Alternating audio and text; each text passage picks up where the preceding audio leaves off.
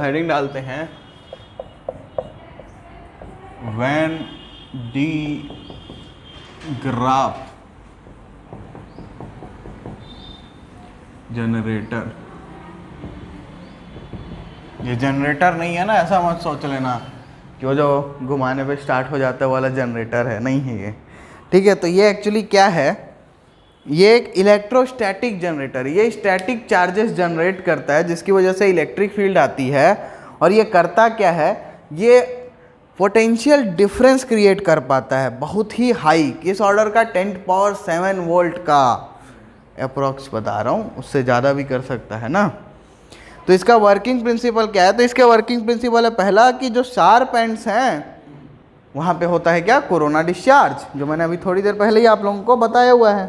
तो क्या होता है उसकी वजह से कि जो आसपास एयर है या फिर जो भी गैस है उसका क्या हो जाता है, डाई इलेक्ट्रिक ब्रेक डाउन, और उसकी वजह से वो आयंस में ब्रेक हो जाता है ना। तो ये हम लोग देख चुके हैं। जो इसका दूसरा वर्किंग प्रिंसिपल है वो ये है कि अगर एक हॉलो कंडक्टर के कांटेक्ट में मैं एक चार्ज कंडक्टर लेके आऊं तो वो हॉलो कंडक्टर क्या करेगा, पूरे के पूरे चार्ज को अपने सरफेस पे डिस्ट्रीब्यूट करा लेगा। ठीक है, पूरा का पूरा चार्ज जो मेरे कंडक्टर पे था वो हॉलो स्फीयर वाले स्फेरिकल कंडक्टर के ऊपर आ जाएगा, और वो हॉलो कंडक्टर क्या करेगा, उस पूरे चार्ज को अपने सरफेस के ऊपर यूनिफॉर्मली डिस्ट्रीब्यूट कर लेगा, चाहे पोटेंशियल कितना भी ज़्यादा हो। ये बात समझो, क्या है कि अगर मान लो ये मेरा चार्ज स्फीयर है और ये मान लो इसके ऊपर वोल्टेज था 10⁻7 वोल्ट का, बहुत ज़्यादा पोटेंशियल है, और मेरे ये एक कंडक्टर है, लेट अस एज्यूम, इसको मैं ले जाके अगर इसमें टच करा दूंगा तो पता है क्या होगा, इस पर जो चार्ज होगा ना वो इस पर फ्लो हो जाएगा, चाहे कितना भी ज़्यादा इसका पोटेंशियल हो, फर्क नहीं पड़ता। हॉलो कंडक्टर अपने ऊपर सारे चार्ज झेल लेगा, ले जाएगा वो, फिर इलेक्ट्रिक फील्ड बढ़ेगी और जहाँ भी पॉइंटेड एंड होगा वहाँ पे कोरोना डिस्चार्ज हो जाएगा, लेकिन वो इस कंडक्टर से अपना जो भी इसका चार्ज है वो ज़रूर छीनेगा वो। ठीक है, तो ये वर्किंग प्रिंसिपल है। अब ये बना कैसे होता है कंस्ट्रक्शन, तो कंस्ट्रक्शन समझने के लिए एक बहुत ही अच्छा सा डायग्राम बनाना पड़ेगा। तो देखो हमने ये डायग्राम बना लिया है, बहुत मेहनत करके बनाया है, अच्छा नहीं दिख रहा है लेकिन फिर भी किताब से जाके घर पे बना सकते हो और अच्छा। ठीक है, तो अब हम लोग इसको समझना शुरू करते हैं। तो देखो ये हमारा मेटल स्फीयर है,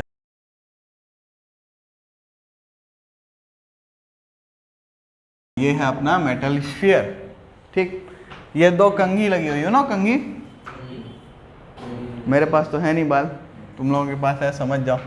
तो ये दो कंघी है, ठीक है, क्या है ये, ब्रास कॉम, ब्रास का बना हुआ है। ठीक है, ये जो है ये बेल्ट है, ये क्या है, ये बेल्ट लगी हुई है, और यहाँ नीचे में ना एक जगह पे मोटर लगी होगी। ठीक है, और दो यहाँ पे पुली है, यह है पुली P1 और यह है पुली P2। ठीक, इसके अलावा ये मान लो हमारा ब्रास कॉम B1 है और ये है B2। ठीक है, यहाँ पे हमने लगा के रखा हुआ है हाई टेंशन बैटरी। ठीक है ना, और ये जो है ना ये क्या है, ये ग्राउंडेड मेटल बेस है। वैसे तो मैं मेटल बेस लिख देता तो भी तुमको समझना ही पड़ेगा क्योंकि यहाँ ग्राउंड दिख रहा है, फिर भी मैंने बता दिया। ठीक, और इसको हम लोग ब्रास कॉम है, एक्चुअल में इसका यूज़ क्या होता है, इसका यूज़ स्प्रे करने के लिए होता है। ये वाला कहाँ गया, ये वाला जो कॉम है ना, यहाँ नहीं, यहाँ लिखते हैं, ये जो कॉम है ना ये स्प्रे कॉम है, ये स्प्रे करता है, क्या अभी समझेंगे। और ये जो ऊपर वाला कॉम है ना ये अपना कलेक्टर कॉम है। कौन सा कॉम है ये, कलेक्टर कॉम। ठीक है, इसके अलावा यहाँ पे ये जो है, ये ऊपर यहाँ एक लाइन छूट गई है, ये इंसुलेटिंग पिलर है।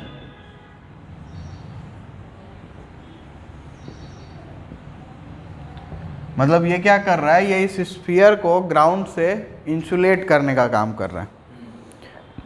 ठीक है, और ये जो बेल्ट है ये भी इंसुलेटर का बना हुआ है। ठीक, और यहाँ पे हम रखते हैं अपना आयन का सोर्स जिसको भी अपन को एक्सेलरेट करना है, और यहाँ पे हम अपना रखते हैं टारगेट, यहाँ पे इस पॉइंट पे। ठीक है, तो ये हमने नेमिंग कर ली है। अब होता क्या है समझते हैं, होना से पहले थोड़ा कंस्ट्रक्शन पे देख लेते हैं। तो एक बड़ा सा स्फेरिकल कंडक्टिंग शेल कुछ मीटर के रेडियस का, मतलब काफ़ी बड़ा, इसको अपन ग्राउंड से कुछ मीटर ऊपर टांग देते हैं, किससे? इंसुलेटिंग कॉलम से। ठीक है, या इंसुलेटिंग पिलर से। इसके बाद उसके अंदर में एक बेल्ट पुली होती है P2, और एक नीचे में पुली लगी होती है। इस P2 में, यहाँ P1 में एक मोटर लगा के रखते हैं जो इसको रोटेट कराता है, और वो रोटेट ऐसा कराता है तो ये ऐसे घूमती है जो बेल्ट है पुली पे लगी हुई। ठीक है, इसके बाद क्या होता है कि दो शार्पली पॉइंटेड कॉम्स होते हैं। एक कॉम से हाई टेंशन बैटरी कनेक्ट किया जाता है। इससे क्या होगा, देखो ये पॉजिटिव एंड है ना, तो यहाँ पे पॉजिटिव चार्जेस आएंगे, यहाँ पे पॉजिटिव चार्जेस आएंगे। तो ये कॉम क्या करेगा, यहाँ पे जब इलेक्ट्रिक फील्ड हाई होगी तो ये यहाँ से छोड़ेगा पॉजिटिव चार्जेस को, और वो जाके इस पे आएंगे, और वो बेल्ट इनको घुमा के ले जाएगा यहाँ, ये इसको कलेक्ट करके स्फीयर पे फेंकते जाएंगे। यही इसकी वर्किंग भी है। तो जो कॉम B1 है इसको स्प्रे कॉम देते हैं, और इसमें पॉजिटिव पोटेंशियल अप्लाई करते हैं अप्रॉक्सीमेटली 10 किलो वोल्ट का अर्थ के कंपैरिजन में, विथ रिस्पेक्ट टू अर्थ। और जो B2 है इसका काम है कलेक्ट करने का, जो कि कलेक्ट करके किसको दे देता है, जो भी चार्जेस आया उसको, स्फीयर को। अब इसकी वर्किंग देखते हैं क्या होता है। तो देखो, अब ये हाई टेंशन बैटरी लगाए हो तो क्या होगा कि जो पॉइंटेड एंड्स हैं B1 के, वहाँ पे होने क्या वाला है, वहाँ पे उसके आसपास जो एयर होगा वो आयोनाइज हो जाएगा। अब यहाँ पे जो एयर होगा वो आयोनाइज होगा, तो जो नेगेटिव चार्ज है उसको ये कॉम अपनी तरफ खींचेगा और अपना न्यूट्रलाइजेशन करने की कोशिश करेगा, और जो पॉजिटिव होगा उसको ये रिपेल करेगा, तो वो रिपेल होके बेल्ट पे आएगा। और ये ये मोटर ऐसे रोटेट कर रही है तो ये बेल्ट ऐसे ऊपर जाएगी, चार्जेस को यहाँ लेके आएगी। यहाँ तक कोई दिक्कत? ठीक है, अब ऐसा यहाँ जैसे ही आएगा पॉजिटिव चार्ज, तो इस पॉजिटिव की वजह से क्या होगा, यहाँ पे नेगेटिव इंड्यूस होगा। यहाँ पे नेगेटिव और पॉजिटिव दोनों इंड्यूस होगा। ठीक है, टूवर्ड्स वाले एंड पे अपोजिट चार्ज जनरेट होता है, अपोजिट और फार्दर एंड पे सेम चार्ज। तो यहाँ पास वाले एंड पे क्या होगा, नेगेटिव चार्ज जनरेट होगा, और दूर वाले एंड पे पॉजिटिव चार्ज। तो नेगेटिव चार्ज, यहाँ जो पॉजिटिव चार्ज नीचे से आया उसके साथ न्यूट्रलाइज हो जाएगा, और यहाँ कॉम पे सिर्फ पॉजिटिव चार्ज बचेगा। वो पॉजिटिव चार्ज जाके इस पूरे स्फीयर पे फैल जाएगा, यूनिफॉर्मली डिस्ट्रीब्यूट हो जाएगा। समझ में आई बात? तो ये था वर्किंग इसका, ऐसे ये काम करता है। तो जैसे जैसे ये पॉजिटिव चार्ज यहाँ से जाता जाएगा, वैसे वैसे स्फीयर का पोटेंशियल बढ़ता जाएगा, बढ़ता जाएगा, बढ़ता जाएगा। ठीक है, उसके बाद आपको जो भी आयन सोर्स है चार्ज होना चाहिए, ध्यान रखना, इसीलिए मैं आयन सोर्स बोल रहा हूँ। उसको आप यहाँ पे रखोगे। अब पॉजिटिव हमने इसको चार्ज कर रखा है ना, तो यहाँ हम एक पॉजिटिव आयन सोर्स रखेंगे ताकि वो यहाँ से रिपेल हो जाए। अब यहाँ जितना ज़्यादा पोटेंशियल होगा इस पे उतना ही ज़्यादा फोर्स लगेगा, ये उतनी ही ज़्यादा तेज़ी से एक्सेलरेट होगा और जाके टारगेट पे स्ट्राइक करेगा। ठीक है, और अगर कंटिन्यूसली मैं आयन सोर्स की यहाँ पे सप्लाई करते जाऊं तो टारगेट पे मेरे को कंटिन्यूसली उस चार्ज का स्ट्राइक देखने को मिलेगा, जाके वो टकराता जाएगा, और इसी तरीके से हम बमबार्डिंग कराते हैं। क्लियर? लगभग 6 से 8 मिलियन वोल्ट तक का पोटेंशियल यहाँ पे क्रिएट किया जा सकता है।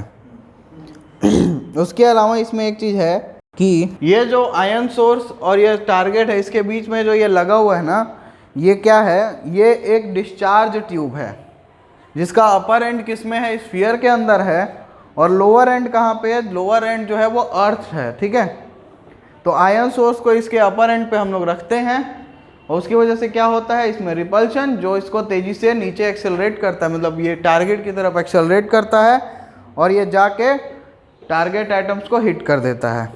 ठीक है, और इसी चीज़ का न्यूक्लियर डिसइंटीग्रेशन में भी यूज़ करते हैं। न्यूक्लियर डिसइंटीग्रेशन कराने के लिए जो न्यूक्लियर फ्यूज़न तुम लोग पढ़े हो या पढ़ोगे, तो उसमें क्या होता था, हम एक आयन स्ट्राइक कराते थे ना, जिसके बाद न्यूक्लियर डिसइंटीग्रेशन चालू होता था, न्यूक्लियस का ब्रेक होना स्टार्ट होता था। तो वो जो फास्ट मूविंग चार्ज हमको स्ट्राइक कराना पड़ता था वो इसी मेथड से होता था। क्लियर है?